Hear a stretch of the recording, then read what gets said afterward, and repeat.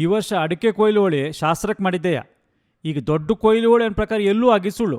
ಈಗ ನಿಮ್ಮಲ್ಲಾಗಿಕ್ಕೋ ಎಮ್ಮಲ್ಲಾಗಿಕ್ಕೋ. ಈ ವರ್ಷದ ಅಡಿಕೆ ಕೊಯ್ಲು ಬಗ್ಗೆ ಎಂತ ಹೇಳ್ತೀವ ನಿಂಗವು?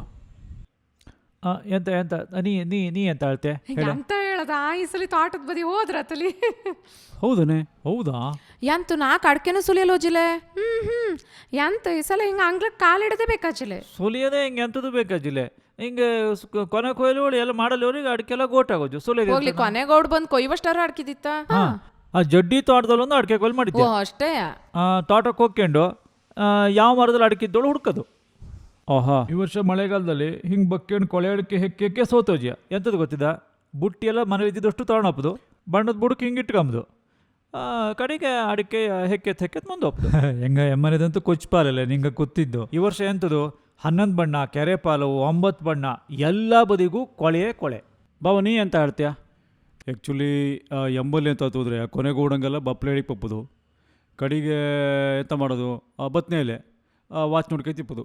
ಈಗ ಬತ್ತಾಳಿ ಕಡೆಗೆ ಎಂತದ್ದು ಈಗ ನಾವು ಮರ ಹತ್ತಲ್ಲಿ ಬರ್ತಾ ಕೊನೆಗೋಡು ಬರ್ತಾರೆ ಗೊತ್ತಿಲ್ಲ. ಒಂದು ದಿವಸ ಹೆಂಗಂಗು ಮಾಡಿ ಕೊನೆಗೋಡು ಕರ್ಕೊಬಂದಾಯ್ತು. ಕೊನೆಗೋಡು ಬಂಜ ಅಡಿಕೆ ಹೊರಲ್ಲೇ ಆಳ್ಗ ಇಲ್ಲೇ ಎಂತ ಮಾಡ್ತೆ? ಹೌದೌದು ಕರೆ. ಸುಮ್ಮನೆ ಇಷ್ಟಿಷ್ಟು ಅಡಿಕೆ ಆದ್ರೆ ತಗೊಬರ್ಲಕ್ಕು ನಾವು ಕುತ್ಕೊಂಡು. ಅಲ್ಲ ಅಡಿಕೆ ಈಗ ಕೊಯ್ದ್ಮೇಲೆ ತರಕತ್ತಲಿ ಕಡೆ ಹ್ಯಾಂಗ್ ತಗೊಂಡು ಅಡಿಕೆಯ? ಹಂಗೆ ಸುಮಾರು ಒಂದು 15-20 ಬುಟ್ಟಿ ಅಡಿಕೆ ಇತ್ತಾನ ಅಲ್ದನ್ರ.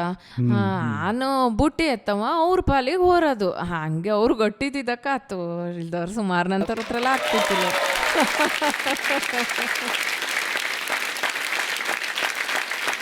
ಬಾವಾ, ಈ ಸಲ ಅಡಿಕೆ ಕೊಯ್ಲಲ್ಲಿ ಅಕ್ಷಯ್ ಬಾ ಒಂದು ಸುಮಾರು 25 ಕ್ವಿಂಟಲ್ ಅಡಿಕೆ ಮಾಡಿಕ್ಕೂ ಹೇಳ್ತಾ ಇದ್ದ ಅಲ್ಲವಾ? ಹೌದನಾ?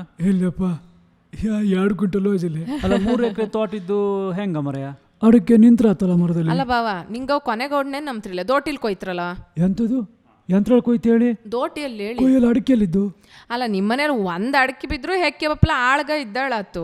ಗಡಿ ಕಾದ್ಗೆ ಅಡಿಕೆ ನಿನ್ನ ಅಪ್ಪ ಒಂದು ಬಿಡ್ತನಿಲ್ಲಡ.